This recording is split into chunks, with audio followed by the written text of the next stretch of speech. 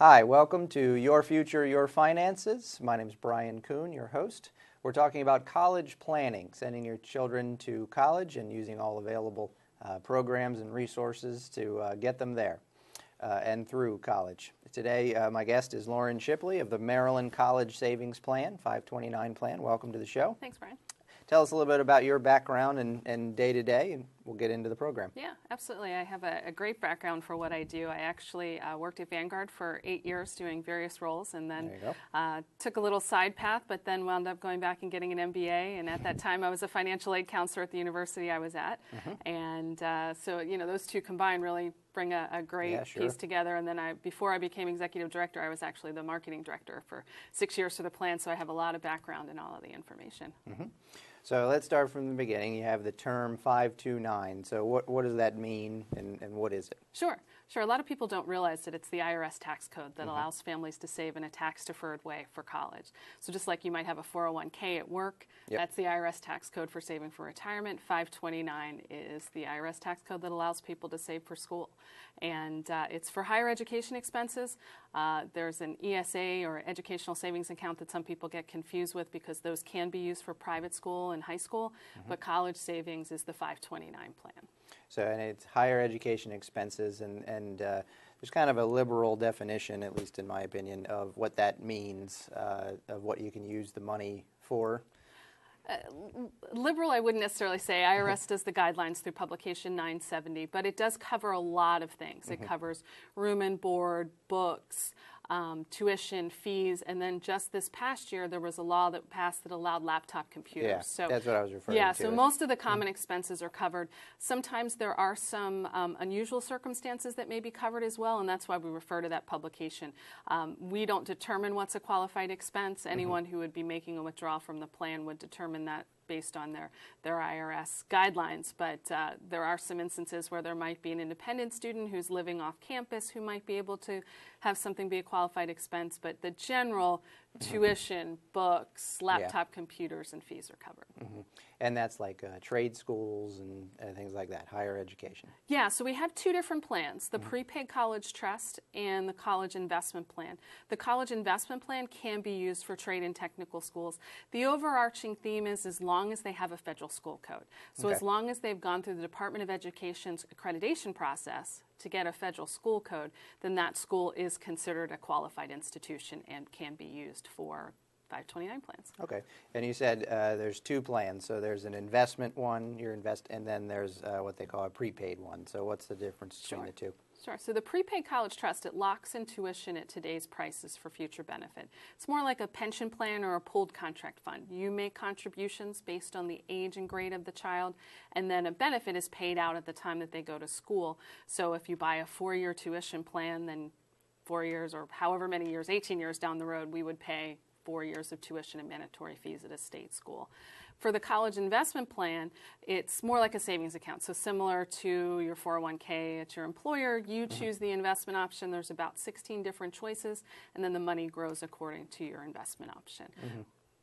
With the prepaid one, that term you said locked in, sometimes there's the connotation that that's a disadvantage, but that's a big advantage because then you don't have any need to try to get the money to grow or reliance on the markets. Absolutely. A lot of times people think with the prepaid that it's subject to market fluctuation. And it's essentially a contract between you and the state. You're agreeing to make payments and the state's agreeing to pay tuition costs, whatever they are in the future. So your investment return is what Maryland tuition increases over the years by. So it's not market-based. The Board of Directors does do investing in order to make sure that those benefits payments are theirs for participants in future years. But your benefit there is future tuition growth. So if Maryland tuition goes up by 20% since the time you purchased, then you're getting an additional 20% benefit. And that's Maryland tuition, but both plans, can they be used anywhere?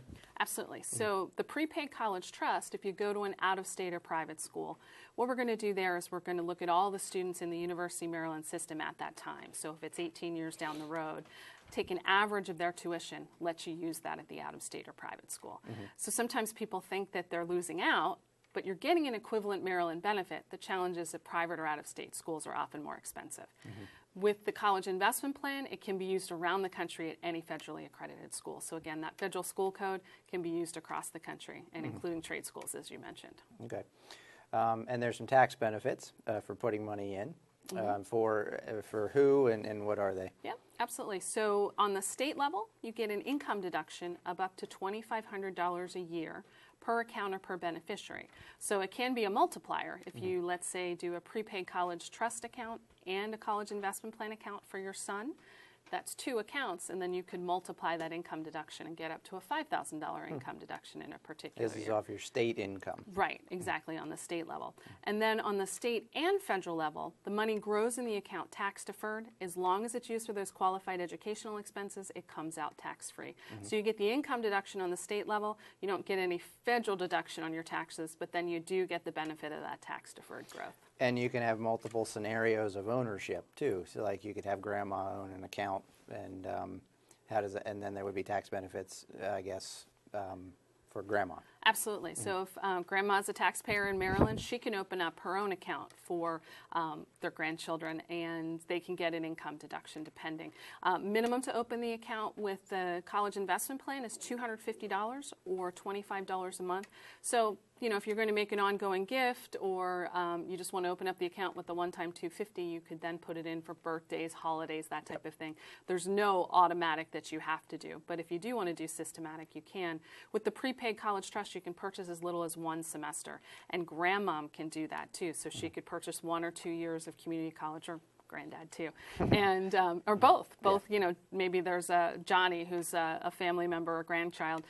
Grandpa purchases 1 year, grandma purchases another year, mom purchases 1 year, and dad purchases.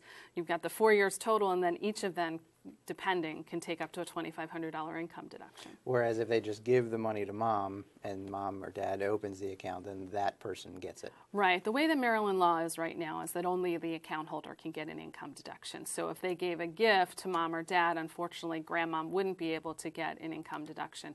But if they did open up their own account, then they would be able to. And the account holder is the adult, not the child. Right. Yeah, there's some confusion because we're used to beneficiary being, let's say you pass away and who winds up receiving your account. In the 529 world, it's a little different nomenclature. So account holder is the one who owns the account, has rights to it, and then the beneficiary is the student. And then if you were to name someone to own the account after you pass away, it's called a successor. Yeah, we'll say all that again in the next segment because that's worth repeating. I get that a lot myself. We're going to take a break. We'll be right back. You're watching Your Future, Your Finances. My name is Brian Kuhn, your host. We'll be right back.